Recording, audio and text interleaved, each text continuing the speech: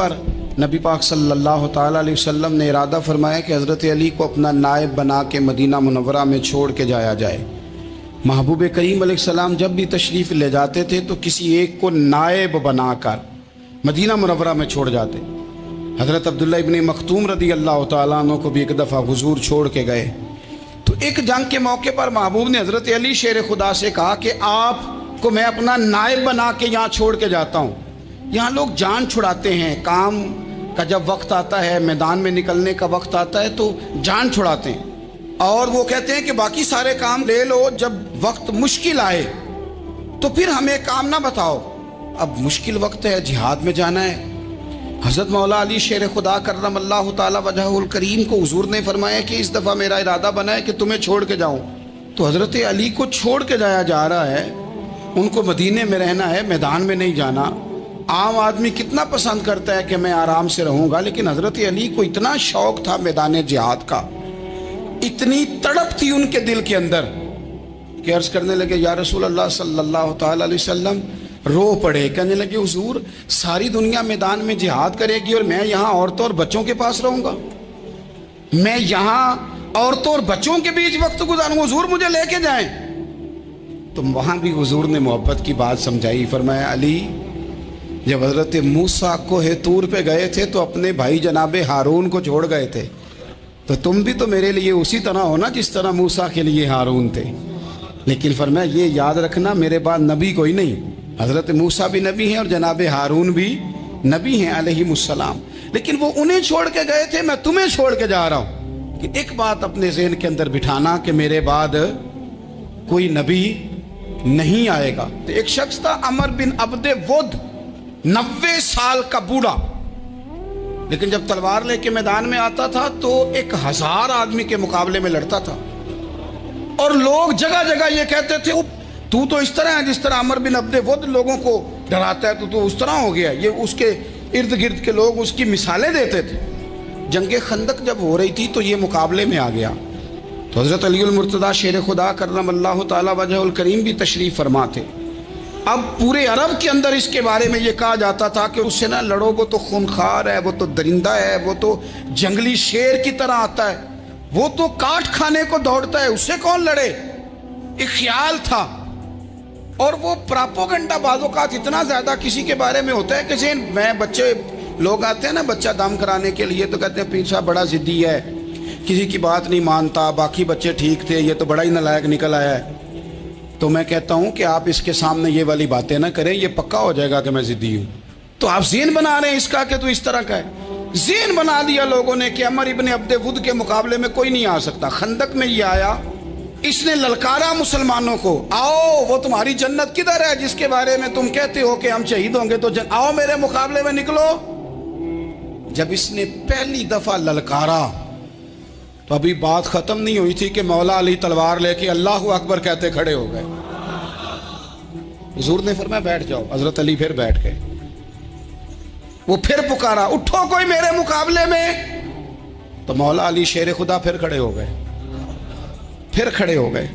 حضور نے فرمایا بیٹھ جا۔ ایک شخص نے کہا علی یہ عمر بن عبد ود ہیں، فرمایا مجھے پتہ ہے، نہیں سمجھے آپ بات، میں آپ کو سمجھا کے لایا ہوں پیچھے سے کہ پراپوگنڈا کرتے ہیں نا لوگ، ہو آگے نہ جانا، یہاں کرنٹ بڑا زیادہ ہے، وولٹیج بڑے سخت ہیں، تو آگے نہ بڑھنا۔ بھائی کیا ہو جائے گا، اٹھ باندھ کمر کیوں ڈرتا ہے، پھر دیکھ خدا کیا کرتا ہے۔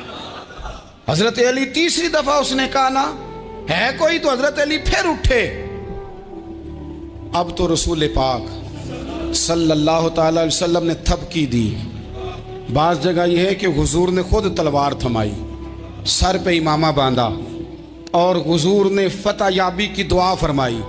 حضرت علی گھوڑے پہ بیٹھے نکلے، اور جب اس کے سامنے گئے تو جا کے کہنے لگا میرا پتہ ہے۔ حضرت علی فرمانے لگے تو اپنا چھوڑ، میرا پتہ ہے تجھے، مجھے تو جانتا ہے۔ کہنے لگا میں 1000 کے مقابلے میں اکیلا لڑتا ہوں۔ حضرت علی شیر خدا فرمانے لگے پتہ نہیں تو کن سے لڑتا رہا ہے، جانے وہ کون ہے جن سے تو لڑتا رہا ہے، وہ کون 1000 تھے جو تیرے مقابلے میں آتے تھے، پتہ نہیں۔ تو کہنے لگا میرا نام میری ماں نے عمر بن عبد ود رکھا ہے۔ فرمایا چھوڑ تو، میری ماں نے میرا نام حیدر رکھا ہے۔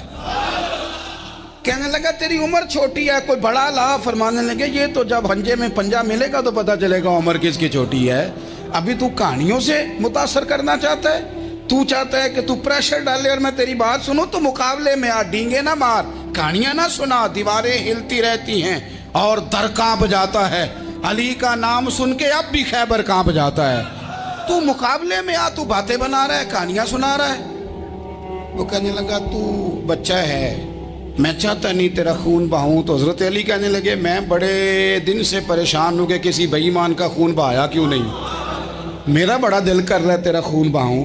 اس نے بڑی زوردار ضرب لگائی، غصے میں اتنا پاگل ہوا، کیونکہ اس کے بارے میں معروف تھا کہ وحشی مزاج آدمی، اتنا سخت پاگل ہوا غصے میں کہ اس نے اپنے گھوڑے کے پیر کاٹ ڈالے، پہلے تلوار گھوڑے کو دے ماری، اس کو کاٹ کے دوڑا۔ یہ کیوں کرتے تھے لوگ، عرب کے لوگ اس وقت یہ کام کرتے تھے کہ ہم نے گھوڑا ہی مار ڈالا ہے تاکہ ہم بھاگ نہ سکیں، کہتے ہیں نا کشتیاں جلا دی ہیں کہ اب واپس جانے کا رستہ ہی بند ہو جائے، گھوڑے کے پیر کاٹ ڈالے کہ بھاگنا نہیں، اور بڑی زور سے اس نے ضرب لگائی حضرت علی پر۔ حضرت علی نے جب روکی تو وہ ڈھال ٹوٹ گئی حضرت مولا علی کی، اور آپ کے امامے کو اس کی تلوار بھی لگی۔ آپ نے فرمایا دکھا لیا تو نے زور، اب میری باری ہے۔ حضرت مولا علی شیر خدا کا قد بظاہر چھوٹا تھا، صحابہ کہتے ہیں ہم دور سے دیکھ رہے تھے، اللہ اکبر کہہ کے تھوڑا سا زمین سے وہ اٹھے، تھوڑا سا اٹھے، اور پھر دوبارہ نہیں انہیں تلوار چلانی پڑی، ایک ہی ضرب لگائی اور اس کے دو ٹکڑے کر کے اسے زمین پہ پھینک دیے۔ تو عزیز دوست آپ یاد رکھیں گے اس بات کو کہ اپنی زندگی کے اندر مروب ہونا چھوڑ دیں، روب میں۔ تاتاریوں نے مسلمانوں کو مروب کر لیا تھا، روب ڈال لیا تھا کہ ہم بہت بڑے لوگ ہیں، یہی آج ہمارے ساتھ بہت سارے لوگ کرتے ہیں، دلوں میں روب آ جاتا ہے، امیر رشتہ دار کا، فلانے کا، فلانے کا، پھر وہ جو مرضی کرتا ہے۔ تاتاریوں کی ایک بی بی وہ کیا کرتی، وہ 9-10 مسلمان نوجوانوں کو سڑک پہ کھڑا کر جاتی، کہتی ادھر کھڑے ہونا، میرے آنے تک ہلنا نہ، جوان ہے لیکن روب ہے نا کہ یہ بڑے وحشی ہیں۔ اکیلی بی بی اندر جاتی، تلوار لے آتی، اور وہ کھڑے ہیں، وہ بھاگے بھی نہیں، اتنا ڈر گئے، ٹانگیں کانپ رہی ہیں، بھاگنے کی بھی جرت نہیں کر رہے، تسلی سے گئی ہے، تلوار لے کے آئی ہے، اور اس نے 9 جوان مسلمانوں کے گلے کاٹ دیے۔ اس روب سے نکلیں باہر، نوجوانوں سے کہتا ہوں نکلو۔ اور جن لوگوں نے دنیا میں انقلاب برپا کیا وہ غریب گھروں کے تھے، وہ لوگ تھے کہ جو بظاہر کسی بڑے قبیلے سے نہیں تھے۔ آپ محنت کریں، تعلیم حاصل کریں، جدوجہد کریں، مشقت کریں، اپنی زندگی میں کچھ مقاصد کے حصول کے لیے آگے بڑھیں۔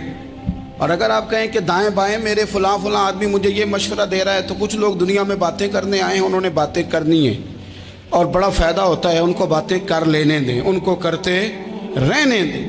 کام کرنے والا بندہ کام کرتا ہے اور کرتا ہی چلا جاتا ہے، وہ منزل تک پہنچ جاتا ہے۔ تو حضرت علی کے مزاج میں دلیری ہے، ہمت ہے، ایک بات، اور دوسری بات دانائی، حکمت۔ یہ جو ہمارے فیصلے ہیں نا جذباتی، اور جناب آج فلانے نے یہ کہہ دیا تو میرا پروگرام یہ بن گیا، تو پھر کل کسی نے اور کچھ کہہ دیا تو میرا پلان اور بن گیا۔ میں سب سے زیادہ ان لوگوں کے حق میں پریشان ہوتا ہوں جو سویرے کچھ اور کہتے ہیں، دوپہر کو کچھ اور کہتے ہیں، شام کو کچھ اور کہتے ہیں۔ بھئی آپ کا کوئی نظریہ ہونا چاہیے، کوئی ویژن ہونا چاہیے زندگی میں، آپ کے اندر کوئی حکمت اور دانائی ہونی چاہیے۔ اس کے لیے کیا کرنے کی ضرورت ہوتی ہے؟ اس کے لیے ضرورت ہوتی ہے کہ آپ کا ذہن ایک طرف ہو۔ میرے اسا فرمایا کرتے تھے زندگی میں ایک کام کر لو پر صحیح کر کے کر لو۔ ہم نے تو سارے کام کرنے ہیں۔ آج کل ہر بندہ صحافی ہے، ہر بندہ تجزیہ نگار ہے، ہر بندہ سیاستدان ہے، ہر بندہ ہی مفتی ہے، ہر بندہ ہی جناب واعظ ہے، ہر بندے کے پاس ہی کچھ مسئلے۔ اس کا نقصان یہ ہے کہ کسی کے پاس بھی کچھ نہیں۔ وہ کسی درویش نے کہا تھا کہ جب سب لیڈر ہوں تو سمجھو کوئی لیڈر نہیں، کیونکہ سارے جو لیڈر ہو گئے۔ میرے عزیز ایک طرف ذہن کو رکھیں اور اپنے اس کام میں کمال پیدا کریں۔ حضرت مولا علی شیر خدا کو اللہ نے حکمت دی تھی۔ نبی پاک صلی اللہ تعالی وسلم کے صحابی حضرت عبداللہ ابن مسعود رضی اللہ تعالیٰ عنہ فرماتے ہیں، امام ابو نعیم نے لکھا ہے کہ حضرت عبداللہ ابن مسعود فرماتے ہیں نبی پاک صلی اللہ علیہ وسلم نے فرمایا اگر حکمت کے 10 حصے کیے جائیں نا، دانائی کے 10 حصے کیے جائیں، تو اس میں سے 9 حصے اللہ تعالیٰ نے حضرت علی کو عطا فرمائے اور ایک حصہ باقی لوگوں کو ملا ہے۔ दाना थे, मामला फहम। कुछ बंदे बड़े मुनाफिक किस्म के थे, तो हज़रत अली आसान हो गई तो वो हज़रत मौला अली शेर खुदा के पास आ गए, आसान हो गई। हज़रत अली ने जमात करानी, उनका ख्याल था कि आज हमने जमात लेट करानी है किसी तरीके से। हम चूँकि ज़्यादा बातें, मैं दोस्तों से कहता हूँ बहुत ज़्यादा खबरें ना देखा करो, बहुत ज़्यादा भी चीज़ें ना सुना करो। आप तो मेरे भाई मोबाइल के अंदर चले जाएंगे, फिर बाहर की दुनिया तो और है। तो थोड़ा बाहर भी निकलें तस्वीरों से, थोड़ा बाहर भी आएँ, दीगर मामलात भी देखें। हमें बड़े बड़े अच्छे लोग ज़िंदगी में मिल जाएंगे, लेकिन हम उनके करीब नहीं जाते, हम देखते नहीं कि असल बात क्या है, सुनी सुनाई चीज़ों पर ज़्यादा गुमान करते हैं। अब हज़रत अली चूँकि बड़े दाना थे, मुसल्ले पे बढ़ रहे हैं, जमात खड़ी करनी, अल्लाह अकबर कह रहे हैं। बंदों का ख्याल था नमाज लेट करानी है। ने फटाफट हज़रत अली से कहा कि हुजूर ज़रा वो जानवर तो बताइएगा कितने हैं जो अंडे देते हैं, और ज़रा वो भी बताइएगा जो बच्चे देते हैं। ये अब कितने को बंदा जानवर गिने, आहिस्ता आहिस्ता बंदा शुमार करे। हो बकरी जो है वो बच्चा देती है, मुर्गी अंडा देती है, और गाय जो है वो बच्चा देती है, और बतख जो है वो अंडा देती है। बंदा तो ये गिनने लग जाए तो हज़रत अली शेर खुदा यहाँ हाथ हैं, फरमाने लगे घर जाके गिन लेना। मोटी सी बात बताता हूँ, जिन जानवरों के कान बाहर होते हैं वो बच्चे देते हैं, जिनके अंदर होते हैं वो अंडे देते हैं। अल्लाह अकबर। नमाज की नीयत बांध ली, तुम गिनना घर जाके। मोटी सी बात बता देता हूँ। वो साहब कहते हैं मैं हज़रत अली रज़ी अल्लाह ताला अन्हु को उलझाने आया था, मैं खुद बड़ा उलझ गया। ये क्या माजरा है, क्या मुअम्मा है कि दो फिक्रों में उन्होंने बात को समेटा और कमाल कर दी।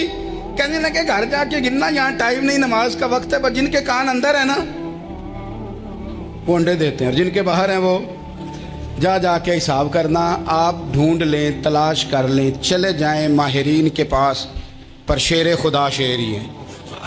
हज़रत मौला अली के जुमलों में कमाल है, उनकी दानाई, उनका तदब्बुर, उनकी हिकमत, उनका फ़हम, उनकी फिरासत, उनका कमाल।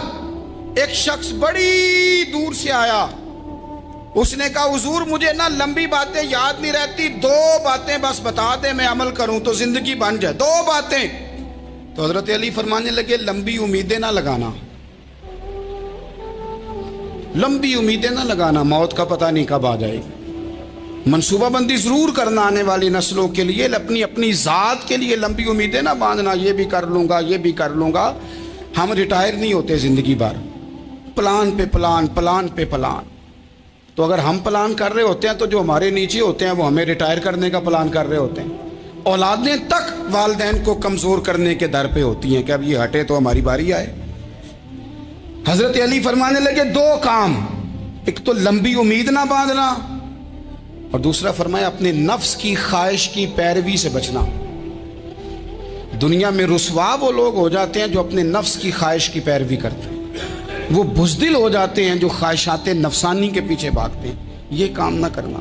इमाम राजी कहते हैं कि सैयदा फातिमा ज़हरा रज़ी अल्लाह ताला अन्हा के दोनों शहज़ादे हसनैन करीमैन बीमार हो गए, तो सैयदा ने मन्नत मांगी कि बच्चों को शिफा होगी तो 3 रोज़े रखूँगी। शिफा हो गई, रोज़े भी रख लिए। और जब मौला अली शेर खुदा रोज़ा रखने के लिए बेदार हुए, सैयदा फातिमा ज़हरा बेदार हुई, तो इमाम हसन और हुसैन भी उठ गए। 7-8 साल की उम्र, अम्मा जी हमने भी रखना है।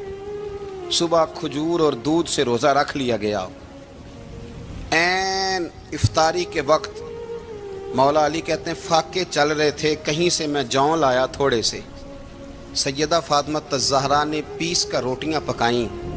वो वक्त जो बड़ा मुश्किल होता है इफ्तार का, कहते हैं उस वक्त जब खाने के लिए बिल्कुल हाथ आगे बढ़ने लगे और उम्मीद थी कि अभी सैयदना बिलाल अल्लाह अकबर कहेंगे तो रोज़ा खुलेगा, लेकिन अभी चंद ही मिनट रहते थे कि दरवाज़े पर एक फ़कीर ने सदा दी। कहने लगा सारे मदीने के दरवाज़े खटखटा आया हूँ, कहत है फाका है, ए रसूलुल्लाह के ख़ानदान वालों, मैं यतीम हूँ। किसी ने बताया है कि और कोई दरवाज़ा खुले ना खुले, सैयदा का दरवाज़ा तेरे लिए ज़रूर खुलेगा, क्या यतीम को रोटी मिलेगी? तो हज़रत मौला अली ने बच्चों की तरफ देखा ही था कि इमाम हसन सारी रोटियां जाके दरवाजे पे दे आए। खजूर और पानी से इफ्तार हो गया। सुबह फिर खजूर और दूध से रोज़ा रखा। इमाम राजी कहते हैं ऐन वो वक्त जब इफ्तार का टाइम आया तो फिर दरवाजे पे किसी ने सदा दी, کہا ہے رسول اللہ کے خاندان والوں میں مسکین ہوں، رات سے روٹی کھائی ہے، نہ صبح کھا سکا نہ دوپہر، کسی نے بتایا ہے کہ اس دروازے سے خالی کوئی نہیں جاتا۔ امام حسن نے پھر سارا لنگر اٹھایا اور پھر جا کے دے دیا۔ تیسرا دن پھر ہوا، مجھے لگتا ہے کہ جب افطار کا ٹائم آیا ہوگا نا تو یہ خود ہی سارے دروازے پہ دیکھتے ہوں گے، یہ کوئی آیا نہیں لینے والا ابھی تک۔ لگتا ہے کہ نظریں دروازے پہ تھیں۔ عین افطار کے وقت 3 روٹیاں جب جاؤں کی پک کے آئی تو ایک بھکاری نے صدا دی، کہنے لگا میں قیدی ہوں، آج ہی قید سے رہائی ملی ہے، پہلے دن کسی کے دروازے پہ صدا ملی ہے، دی ہے روٹی ملے گی۔ امام حسن وہ کھانا دے کے واپس لوٹے، کھجور اور پانی سے افطار ہوا، اور جیسے ہی مسجد نبوی میں تینوں باپ بیٹا نماز پڑھنے گئے تو مولا علی کہتے مجھے بتانا نہیں پڑا، رسول کریم نے میری طرف دیکھ کے فرمایا علی تیرا، فاطمہ کا، حسن اور حسین کا 3 دن والا عمل خدا کو بھی بڑا پسند آیا ہے اور محمد مصطفیٰ کو بھی بڑا پسند آیا، بڑا پسندیدہ عمل۔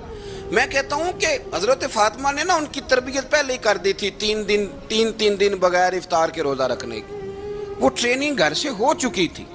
اب میدان کربلا میں 3 دن بھوکا پیاسا رہنا ان کے لیے مشکل نہیں تھا۔ حضرت جناب سیدہ زینب بنت ابی رافع کہتی ہیں کہ سیدہ فاطمہ الزہرا نا ایک دن اپنے دونوں شہزادوں کو لے کے، جب حضور کی طبیعت مبارک بظاہر علیل تھی جس میں حضور کا وصال ہوا، دونوں شہزادے لے کے سیدہ فاطمہ نبی کریم کی بارگاہ میں گئی، کہنے لگی یا رسول اللہ میرے بچوں کو کچھ دیجئے سیدہ پاک۔ تو حضور اٹھ کے بیٹھ گئے، اس کندھے سے امام حسن کو لگایا اور اس سے امام حسین کو لگایا اور فرمایا فاطمہ یہ جو میرا حسن ہے نا اس کو میں اپنی ہیبت اور سرداری دیتا ہوں، اور فرمایا یہ جو میرا حسین ہے نا حسین کو میں اپنی جرت اور سخاوت دیتا ہوں، میرا حسین جرت مند ہوگا اور سخی ہوگا۔ داتا گانج بخش علی حجویری، امام الاولیاء، سید الاصفیاء، داتا صاحب کشف المعجوب میں فرماتے ہیں ایک دن نا امام حسین کے پاس ایک شخص آیا بڑی دور سے کچھ مانگنے کا، حضور کچھ دیجئے۔ وہ شخص کہتا ہے کہ میرا ظرف یہ تھا کہ 4-5 دینار ملیں گے، تو امام حسین فرمانے لگے تھوڑی دیر بیٹھ جا، رزق آ رہا ہے۔ تو امام حسین کو حکومت وقت کی طرف سے نا 5 تھیلیاں ملی، جس میں ایک تھیلی میں 500 اشرفیاں تھیں، 5 تھیلیاں آئیں، لیکن اس کو آنے میں نا ذرا دیر ہو گئی۔ وہ 5 تھیلیاں جب آئی نا تو امام حسین اس کی طرف 5 تھیلیاں بڑھا کے نا، ذرا دیکھنا میری طرف غور سے، 5 تھیلیاں بڑھا کے نا تو فرمانے لگے میاں جتنا تجھے انتظار کرایا نا اتنی ہم تیری حاجت پوری نہیں کر سکے، تو یہ نہ محسوس کرنا کہ حسین کے دروازے پہ بیٹھا بھی رہا ہوں تو ملا کیا ہے، یہ نہ محسوس کرنا۔ وہ شخص کہتا ہے جب میں نے وہ تھیلیاں کھولی اور پھر میری نظر امام حسین پہ پڑی تو میرے اندر سے آواز آئی اگر حسین ابن علی اتنے سخی ہیں تو محمد عربی کتنے سخی ہو۔ اگر یہ معیار ان کا ہے، ان کا یہ معیار ہے، اور خود بھیک دیں خود ہی کہیں منگتے کا بھلا ہو، خود کہنے لگے جتنا انتظار کرایا ہے اتنی تیری مدد کر سکے، یہ سخاوت کا معیار تھا، یہ طریقہ تھا۔ ایک دفعہ سیدنا امام حسین رضی اللہ تعالیٰ عنہ کے گھر کے اندر نا 5000 دینار آئے، مسجد میں تھے، آپ کو 5000 دینار ملے تو امام زین العابدین کہتے ہیں کہ مسجد سے لے کر گھر آنے تک امام حسین نے 5 کے 5000 اللہ کے رستے میں خیرات کر دی۔ فرماتے میں نے کہا ابا جی 5 دینار کی گھر میں ضرورت تھی، مالاں والے سخی نہیں ہوندے تے سخیاں کل مال نہیں ہوندا، ایتھے اوتھے دوویں جہانی سخی کنگال نہیں ہوندا۔ کہا ابا جی 5 دینار کی گھر میں ضرورت تھی، تو کہتے ہیں مجھے فرمانے لگے بیٹا یہ جن کو میں نے دیا ہے نا یہ گھر کے لیے ہی دیا ہے، یہ گھر کے لیے ہی دیا ہے، جن کو دیا ہے تمہارا کیا خیال ہے یہ باہر خرچ ہوا ہے، یہ گھر کے لیے ہی ہے۔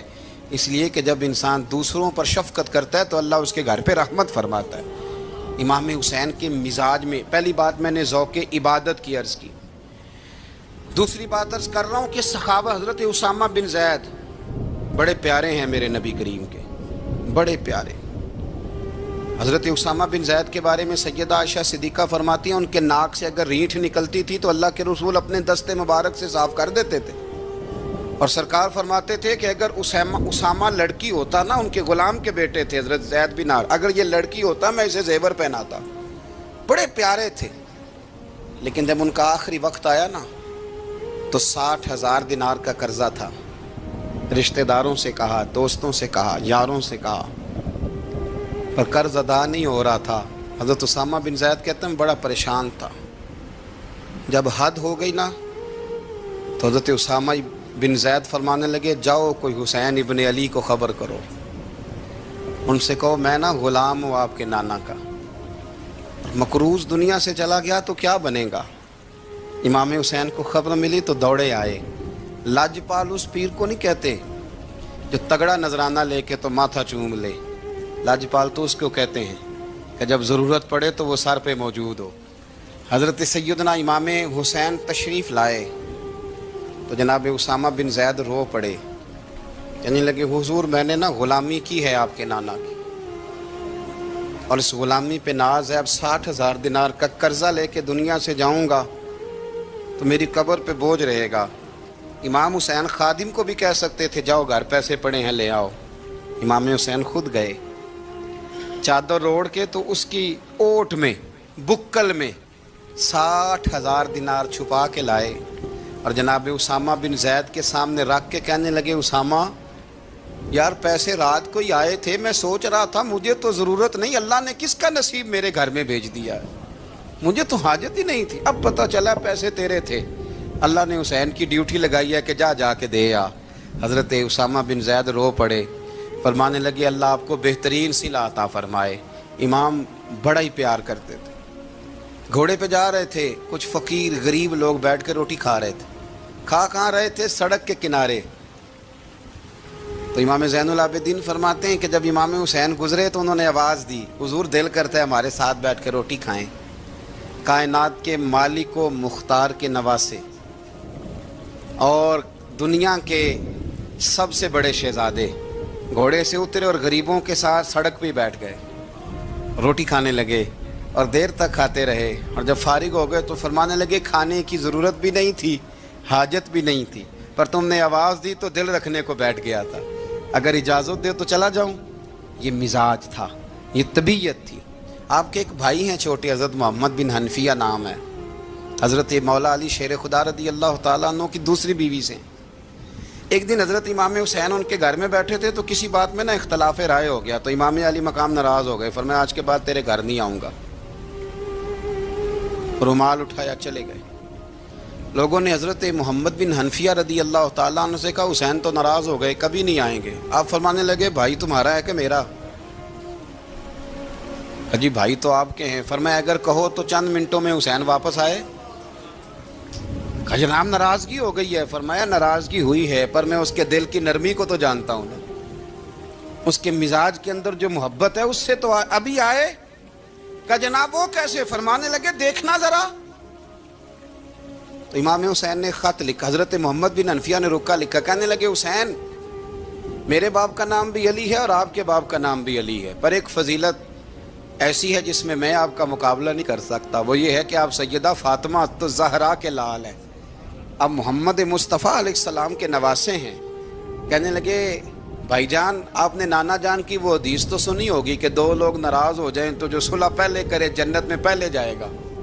فرمانے لگے دل میرا کر رہا تھا کہ پہلے صلح کر لوں، لیکن پھر بڑے بھائی کو پشت کروں گا جنت میں جاتے ہوئے، یہ بھی تو بے ادبی ہے نا۔ اب خط میں نے لکھ دیا ہے، آپ کا جو ارادہ ہو۔ امام حسین نے خط پڑھا تو آنکھوں میں آنسو آ گئے، پھر سے رومال اٹھایا۔ بچے پوچھنے لگے کہاں جا رہے ہیں؟ کہا بھائی کے گھر جا رہا ہوں۔ کہا آپ تو ناراض تھے؟ فرمایا تھا ناراض پر ہے تو میرا بھائی نا، ہو گئی بات ختم۔ بڑی دل میں نرمی، طبیعت میں سوز، لہجے میں گداز۔ حضرت امیر معاویہ رضی اللہ تعالیٰ عنہ نے ایک شخص کو بھیجا مدینہ منورہ شام سے، تو اس نے کہا میں نے امام حسین سے ملنا ہے، تعارف کیا ہے؟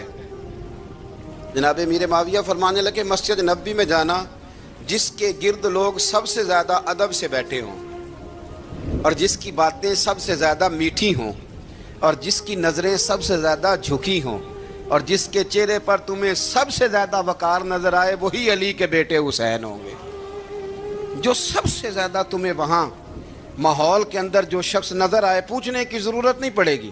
وہ شخص کہتا میں مدینے آیا تو میں نے واقعی ایک شخص کو دیکھا، शहद के गिर्द मक्खियों का इतना हुजूम नहीं होता जितना इमाम हुसैन के गिर्द रसूलुल्लाह के ग़ुलामों का हुजूम था। लेकिन नज़रें झुकी हुई, बातें मीठी, लहजा गुदाज गुदाज, लफ्ज़ों में रानाई, और लोग कई बातें पूछते तो अली के साहिबजादे एक आध जुमला बोलते तो लगता ये कि वो जुमला सीधा दिल में उतरता चला जाता है। इमाम अली मकाम के किरदार में ना कुछ बातें बड़ी ज़्यादा थी, बहुत ज़्यादा थी, बड़ा हुस्न था। एक बात तो ये थी, इमाम हुसैन रदी अल्लाह ताला अन्हु का इल्म व फ़ज़ल बड़ा कमाल का था। एक दफ़ा सहाबा में मसला बन गया कि बच्चा पैदा होता है तो इसका वजीफ़ा कैसे लगाना है। इमाम हुसैन का इल्म व फ़ज़ल बता रहा हूँ, इल्म व फ़ज़ल। तो बात बड़ी पेचीदा हो गई। हज़रत अब्दुल्ला इब्न ज़ुबैर के पास लोग आए, कहने लगे कि आप बड़े साहिब इल्म व फ़ज़ल हैं, आपने हुज़ूर अलैहिस्सलाम के साथ वक्त गुजारा है, तो मसले को हल करें कि बच्चा पैदा होने के बाद हुकूमत अगर वजीफ़ा लगाएगी तो कब लगाएगी। जब बहस तूल पकड़ गई, मसला हल नहीं होता था, तो हज़रत अब्दुल्ला इब्न ज़ुबैर कहने लगे हमसे नहीं हल होगा। एक बंदा है जिसके सीने में रसूलुल्लाह सल्लल्लाहु ताला अलैहि वसल्लम के नूर नबुव्वत का फैज़ान है, वो ये मसला हल करेंगे। तो कहा वो कौन से? आप फरमाने लगे जब हमसे मसाइल हल नहीं होते तो हम उनके इल्म से फ़ायदा उठाते हैं। कहा कौन है? कहा जनाब इमाम हुसैन।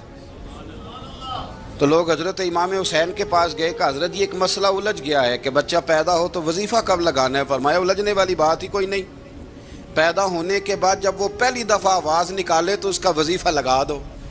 इसका मतलब ये है कि वो दुनिया में आ गया है, उसने अपने आने का इजहार कर दिया है, ऐलान कर दिया है, अब उसका वजीफ़ा लगा दो। तो इस पर फिर सहाबा का इत्तेफाक हो गया।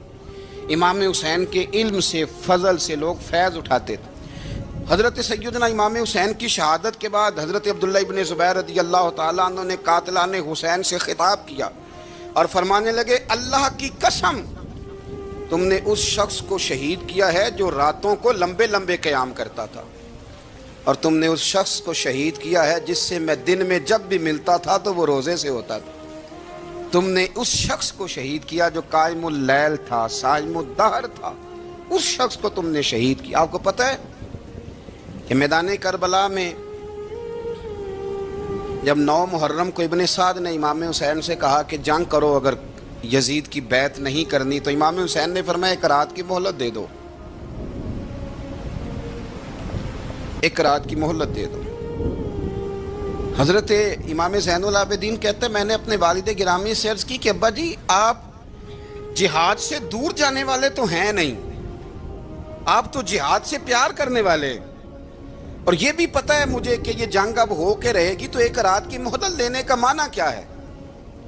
भाई कल भी लड़ना है और रात भी लड़ना है, तो अब्बा जी एक रात की मोहलत। तो सैयदना इमाम हुसैन रज़ी अल्लाह तआला अन्हु फरमाने लगे बेटा रात की मोहलत इसलिए ली है कि मैं आज रात खुल के अपने रब की इबादत कर लूँ, मैं इस्तिग़फ़ार कर लूँ, मैं लंबे सजदे करूँ। और कहा ज़ैनुल आबिदीन तू जानता है ना कि मुझे नमाज से, तिलावत से, दुआ से और इस्तिग़फ़ार से बड़ा प्यार है।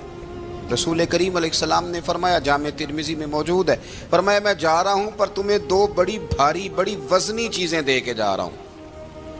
सिहा सित्ता की रवायत, 2 वज़नी चीज़ें तुम्हारे बीच छोड़ के जा रहा हूँ, अगर इनको थाम के रहोगे तो कभी गुमराही तुम्हारे पास नहीं आएगी।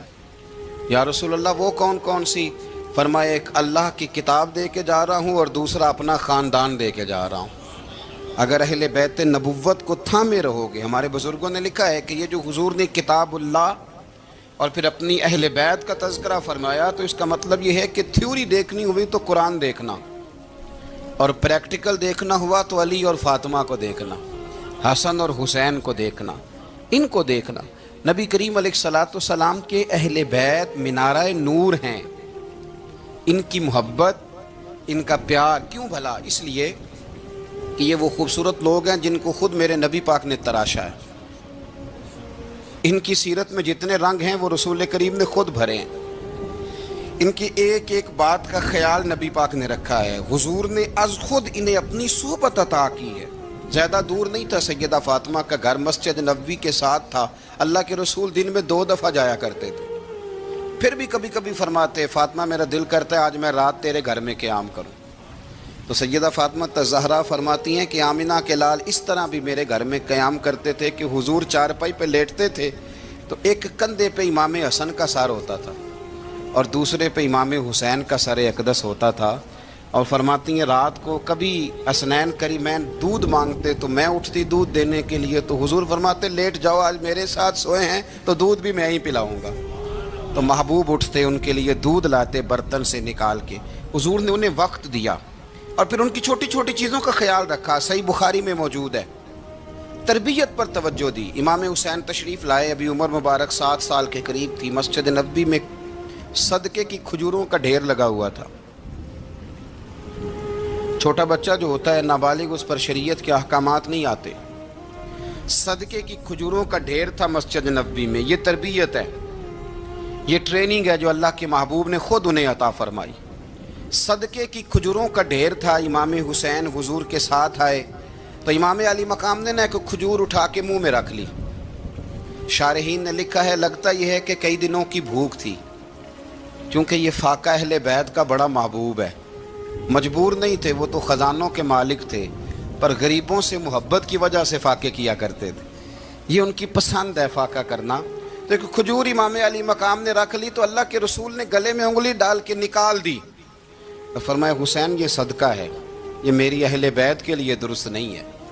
حضور نے خود تربیت کی، اور پھر سیدہ فاطمہ الزہرا نے اپنے بچوں کو تراشا، ان پر محنت کی۔ میں اکثر گزارش کرتا ہوں دوستوں سے، میں کہتا ہوں کربلا کا واقعہ کوئی حادثاتی نہیں ہے، اس کے پیچھے پوری ایک لاجک ہے، اس کے پیچھے پورا ایک فلسفہ ہے۔ ایسے ہی کوئی آدمی 3 دن بھوکا پیاسا رہ سکتا ہے؟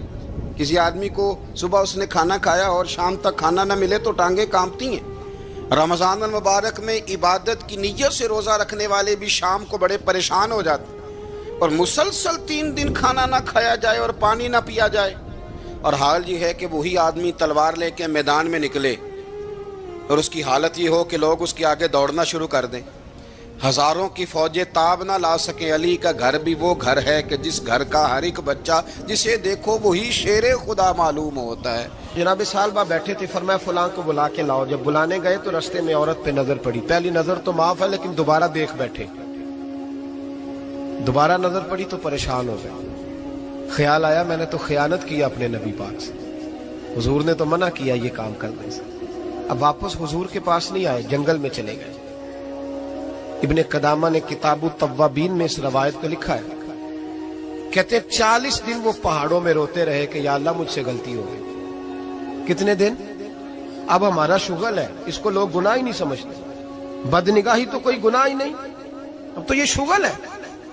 اب تو ہمارے ہاں معاذ اللہ تعالیٰ سیانے بیانے بندے بیچ بیٹھے ہوتے ہیں جب یہ باتیں ہو رہی ہوتی ہیں، یہ شغل ہے ہمارا۔ اب تو ابا کے سامنے بچہ وال پیپر گندی تصویر کا لگایا ہوتا ہے، پر وہ کہتا ہے عمر ہے نا جی، عمر ہے نا جی، مجھے پتہ ہی نہیں یہ کتنا گند کر رہا ہے، یہ تباہ ہو جائے گا روحانی طور پر۔ اگر یہ گند دیکھنے میں الجھ گیا تو امام شافعی کا فتویٰ ہے جس کی نظر گندی ہوتی ہے اس کا حافظہ کمزور ہوتا ہے، وہ کوئی بڑا کام نہیں کر سکتا، وہ نفسیات کا مریض ہو جاتا ہے جو گندی نظر والا آدمی ہوتا ہے۔ ہمیں پتہ ہی نہیں کہ ہمارے مسائل اصل میں ہیں کیا۔ تو 40 دن جنگل میں روتے رہے، 40 دن۔ محبوب سارا کچھ جانتے تھے پر خاموش رہے۔ حضرت جبریل امین حاضر ہوئے، عرض کی یا رسول اللہ آپ کا وہ غلام رو رہا ہے۔ رب کہتا اسے بلا لے، میں نے اس کا گناہ معاف کر دیا ہے۔ تو نبی پاک صلی اللہ علیہ وسلم نے حضرت مولا علی شیر خدا اور جناب سلمان فارسی کو بھیجا، فرمایا فلاں جگہ ہے لے آؤ۔ کہتے ہیں جب ہم گئے تو 2 پہاڑوں کے درمیان جناب صالبہ تڑپ کے رو رہے، ہمیں دیکھ کے اور روئے، کہنے لگے علی میرے بارے میں کوئی آیت تو نہیں نازل ہو گئی؟ تو کہا نہیں، چل حضور نے بلایا ہے۔ کہا اچھا حضور کہتے کیا تھے، فرماتے کیا تھے؟ کہا پتہ نہیں لیکن بلایا ہے۔ کہتے جب ہمارے ساتھ چلنے لگے، مسجد نبوی قریب آئی تو کہنے لگے علی بہت بڑا گناہ کر بیٹھا ہوں، نظریں میلی ہو گئی، وضو نہیں آنکھوں کا، مجھے ڈائریکٹ نہ لے کے جاؤ حضور کے پاس، جب نبی پاک نماز کی نیت باندھ لینا پھر میں جاؤں گا، میں پیچھے کھڑا ہو جاؤں گا حضور کے، میری طبیعت میں حوصلہ نہیں۔ یہاں تو پتہ نہیں میں کس طرح عشق رسول کا دعویٰ کرتا ہوں ممبر پر بیٹھ کر، اور ہماری یہ میلاد آئے گا تو محفل میلاد میں اس طرح کے دعوے ہوں گے اسٹیج پر کہ علمان والحفیظ، پتہ نہیں کیا کیا لوگ کہہ دیں گے، پتہ نہیں ہم کیا ہے۔ اور ہم کیا کہہ رہے ہیں؟ من دانم کے من دانم، پتہ ہی نہیں اور کتنا بڑا دعویٰ کر دیا کہ میرے اندر طاقت نہیں سامنا کر دے۔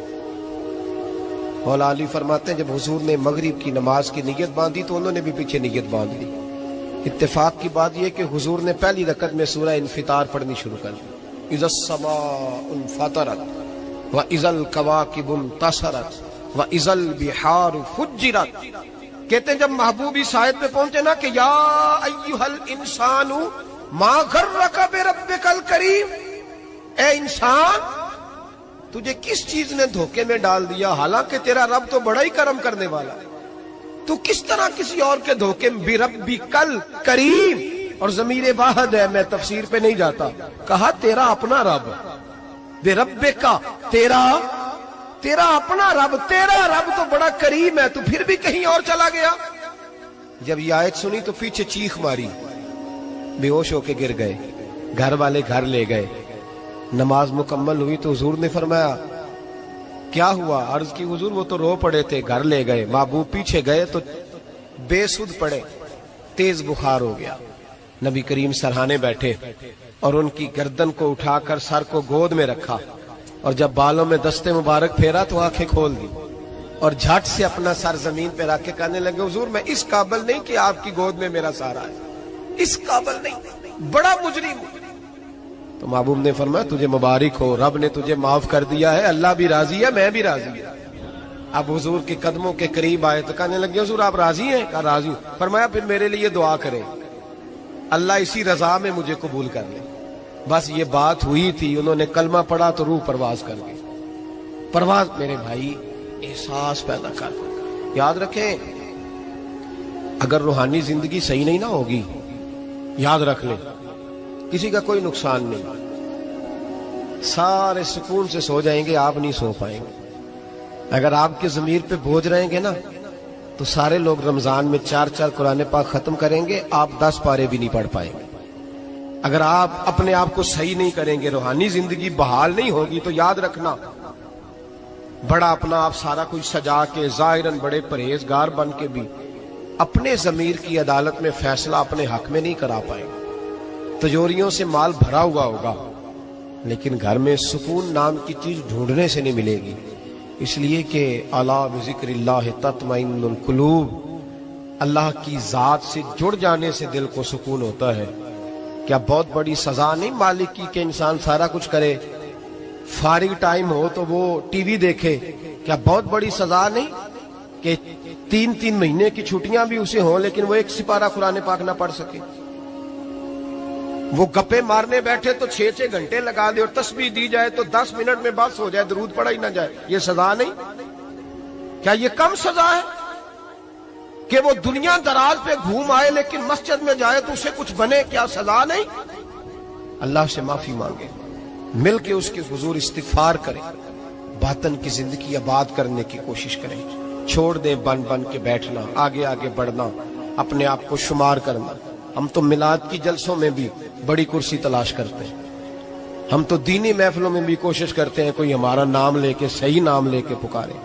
کوئی میں میاں چنو میں تھا کل مغرب میں، تو ایک صاحب کہنے لگے ولی کامل، میں نے بعد میں ان سے کہا کہ آپ کو پتہ ہے میں کیا ہوں؟ اتنا بڑا دعویٰ میرے حق میں آئندہ نہ آپ کریں، اور مت سمجھے کہ آپ تھوڑے اچھے برے جملے استعمال کریں گے تو میں خوش ہوں گا۔ میں جو ہوں نا میں اس کے اندر بڑا مطمئن ہوں، میں اس سے آگے نہیں بڑھنا چاہتا۔ پتہ سارا ہے سردار نو کیتیاں دا، پتہ سارا ہے سردار نو کیتیاں دا، ایدہ پردہ چپایا ہی تیرا پلا ہو سی۔ وہ بو علی سینہ سے سنے جی، سنے بو علی سینہ سے کسی نے کہا تھا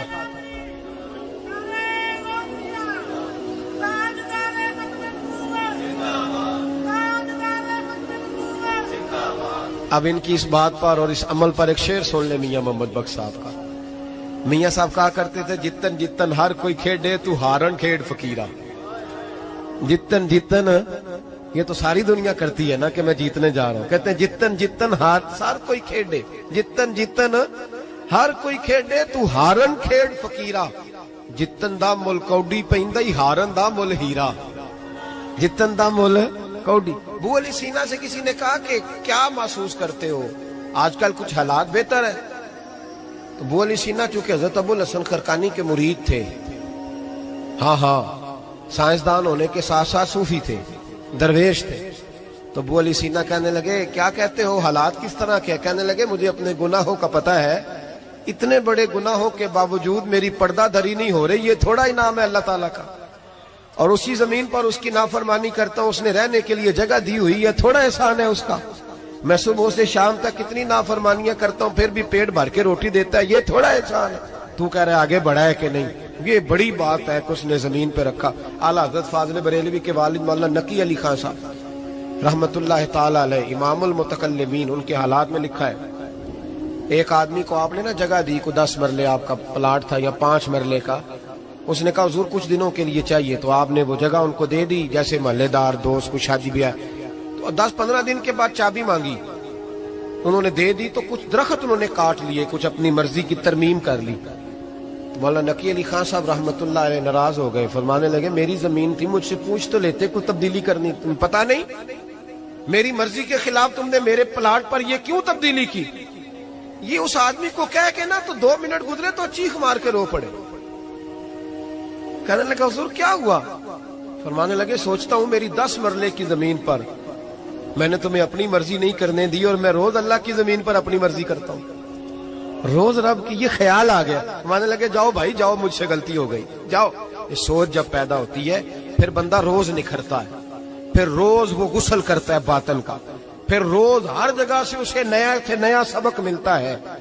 بڑا بندہ وہ نہیں ہوتا جو 20-30 کاریں لے کے چلتا ہے، بڑا وہ ہوتا ہے جو کسی اور کو بڑا سمجھتا ہے، جو اپنے آپ کو چھوٹا سمجھتا ہے، میرے نبی پاک فرماتے ہیں اللہ اسے بڑائیاں عطا فرما دے۔ ترمذی میں حدیث ہے۔ آج کا سبق، آج کا پیغام یہ ہے کہ تزکیے کی کوشش کریں، وَإِنَّكَ لَعَلَىٰ خُلُقٍ عَظِيمٍ، خلق عظیم جو اللہ نے ہمارے نبی کو دیے اور حضور نے ہمیں عطا فرمائے، محبوب کے صدقے اس طرف جائیں، کردار میں اعلیٰ پن پیدا کر۔ الذی خلق الموت والحیات لیبلوکم ایکم احسن عملا، اللہ فرماتے ہیں کہ میں نے موت اور حیات اس لیے پیدا کی ہے کہ تمہارے عمل کی کوالٹی چیک کی جائے۔ انڈسٹری میں جب مال بنتا ہے نا تو اس کی کوالٹی چیک کی جاتی ہے، یہ عام ہے، یہ خام ہے، یہ وی آئی پی ہے، یہ وی آئی پی ہے۔ فرمایا الذی خلق الموت والحیات لیبلوکم ایکم احسن عملا، موت اور حیات کوالٹی دیکھنے کے لیے پیدا کی ہے کہ تم میں احسن عمل کون کرتا، اچھا عمل دیکھیں کس کا ہے۔ باقی اپنے آپ کو بنانے سنوارنے سے تھوڑا تھوڑا بچیں، ایک قدم تھوڑا پیچھے ہٹیں اپنی ذات کے لیے، تو انشاءاللہ روحانیت کے لیے 11 قدم آپ کے آگے جائیں گے۔ دعا کرتا ہوں جو کچھ میں نے کہا اللہ اسے قبول فرمائے، اور جہاں ہم بھول گئے مالک ہم سے درگزر فرمائے، آمین۔ ہمیشہ مدحت خیر الانام میں گزرے، دعا ہے یہ عمر درود